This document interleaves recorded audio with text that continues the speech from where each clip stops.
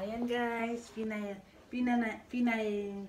cut na ng borders ng aking kapatid. Kasi hindi ko nakikita sa sa harapan. Okay na. Ayan, back to work na naman ako.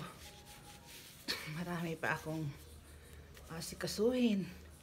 Tapos today, hindi ako nakapagsimba ng first mass.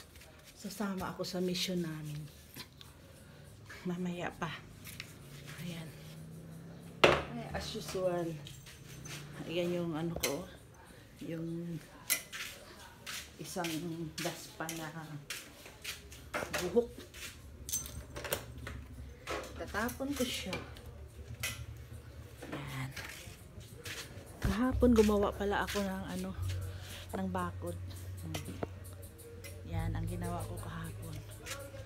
Saka habang ako'y nagwawalis, namumulot ako ng mga sanga ng kahoy. Yan. Ito yung aking konting mga tanim. Ayan. Ayan ang bakod na yan. Gawa ko rin yan. Ayan, may takway na naman ako guys. Nag-iisang puno lang to pero ang sipag niya magbigay ng takway. At saka yung dumadami sila sa pamamagitan din ng takway na mahaba. May tumutubo bago. Yan ang tawag sa amin dito, abalong. Ayan.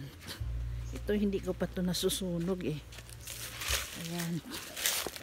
Itong mga ganito, hindi ko hinahalo yan dito. Kaya lang sa borders ko to eh. Inaano ko to, sinisegregate ko to. Ayan. Naglinis na ako doon ng aking ng aking palibot. Ayan, sinisegregate ko yan. Yan. Ayan guys, yung mga susunugin ko. Ayan, nagwalis na ako dyan. Marami pa akong gagawin. Yung mga pansit-pansitan na to. Ito yung ginagawang salad. Maganda to, may tokwa. Masarap. Yan, may mga kahoy pa ako dito. Ayan, susunugin ko pa yan. Yan ang aking ipapaayos na boarding house pag dumating na yung pension ko. 2 room. Yan. Malawak yung namin space Pero sa totoo lang, nangangarap pa rin ako na makaharating tumira sa ibang lugar. Dito parang bakasyonan ko lang balang araw. Gusto ko yung sa crowded ako na tao para busy ako. Na makapag-business ako. Sa ngayon hindi pa yan matutupad. Ay, ang sili ko pala. Wow, ang dami ng bunga. Kaya lang naunahan kami ng tatanggalin ko na nga to. Gagawa ako ng sinamakan. Yan guys. Update lang ako yung mga ko pala. Yung patani ko. Ayan ang patani ko. Ito yung aking alugbati.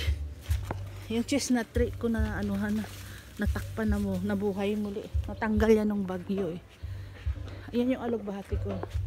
Yan. Ay, hindi nga ako nakapagdilig. Dinidiligan ko sa gabi guys. Pag walang ulan.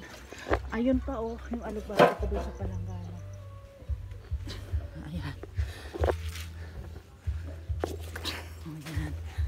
Okay. Ayan yung nilabhan ng borders ko. Kanya yan. Kanya yung na to.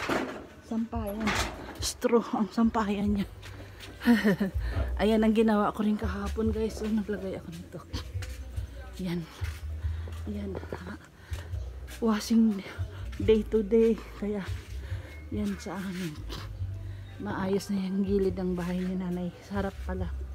Okay, bye bye.